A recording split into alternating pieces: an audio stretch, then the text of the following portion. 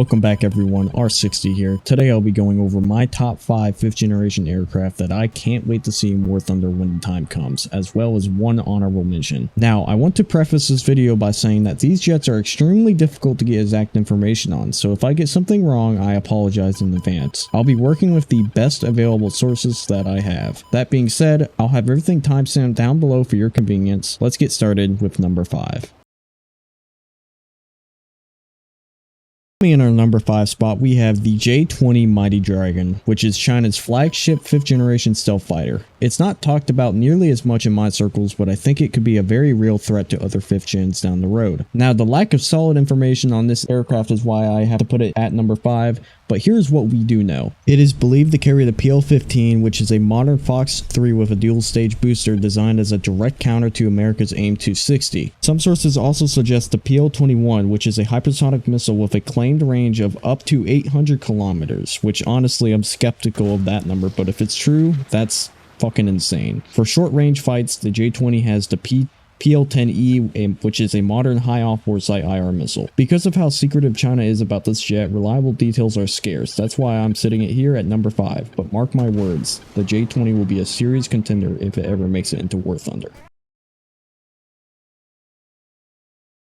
Coming in at number 4, this is one of my personal favorites, the YF-23 Black Widow. This legendary aircraft was the competitor to the YF-22, which went on to become the F-22 Raptor, as we all know. The YF-23 prioritized stealth and speed over maneuverability with a very unique V-tail design. It didn't feature thrust vectoring, unlike the YF-22, which ultimately costed the competition. Still, the YF-23 could carry AIM-120 AMRAAMs, AIM-9Xs, and even older weapons like the AIM-7 Sparrow. It also had a wide range of potential ground ordnance. I genuinely think that it would be criminal not to see this aircraft added to War Thunder as either an early 5th gen option or maybe an event vehicle. I absolutely love this plane, but I couldn't put it above the Raptor, Felons, or F-35s just because of its what could have been status.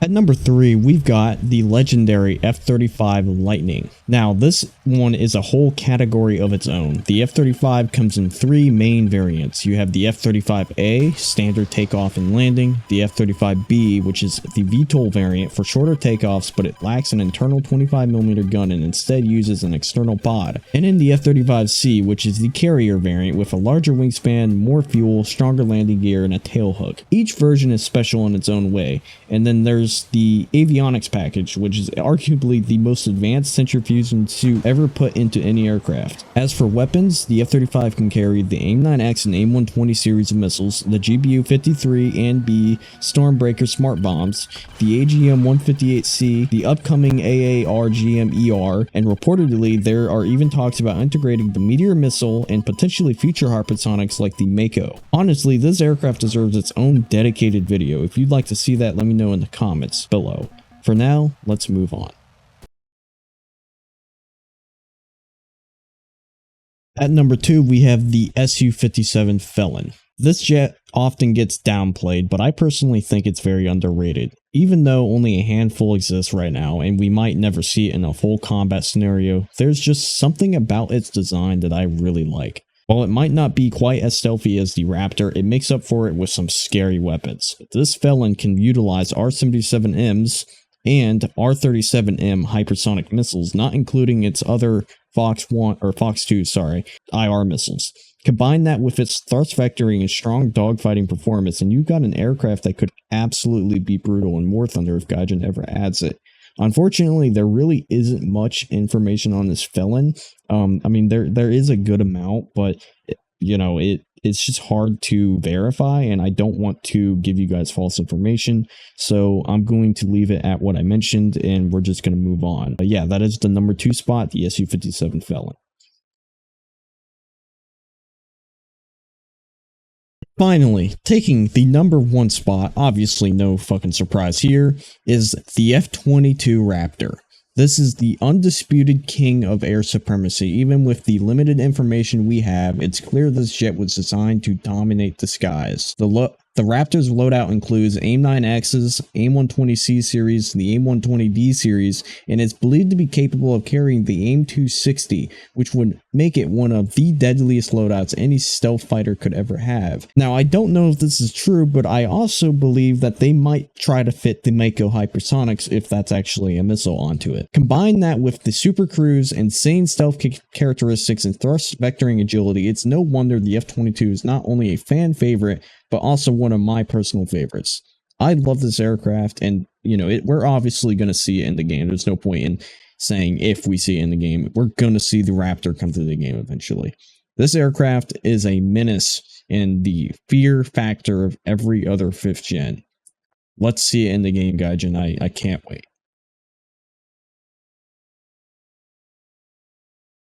Alrighty, on to our honorable mention, which, I never hear about this, but it's not technically out yet, but I'm sure it will by the time, we actually see the 5th generation come to War Thunder. But that is the TFX-KAAN.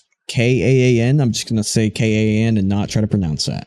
This aircraft is still in development. As I said earlier, it's in development by the Turkish Air Force, but it's shaping up to be an all-weather twin-engine fighter with strong focus on air superiority. Some of the rumored features include IRST and advanced electro-optical targeting systems, AI-assisted capabilities, and the ability to coordinate with a network of drones. As for the weapons, the TFX is believed to carry the MBDA Meteor, Sphere 3, and potentially American options like the AIM-9s and AIM-120s. It's still in the works, but I think it deserves a nod here because it's definitely one to watch for the future. Well, there you have it. My personal top 5 5th generation aircrafts I'd love to see in War Thunder in 2026, plus one honorable mention. I highly encourage you guys to do your own research on these planes because a lot of the info out there is conflicting, and if I missed something or got something wrong, feel free to drop it in the comments. I do my best to read and respond to as many as I can. If you enjoyed this video, make sure you leave a like, subscribe, and consider joining my Discord. Link will be below. That being said, this was our 60, and I'll see you all in the next one.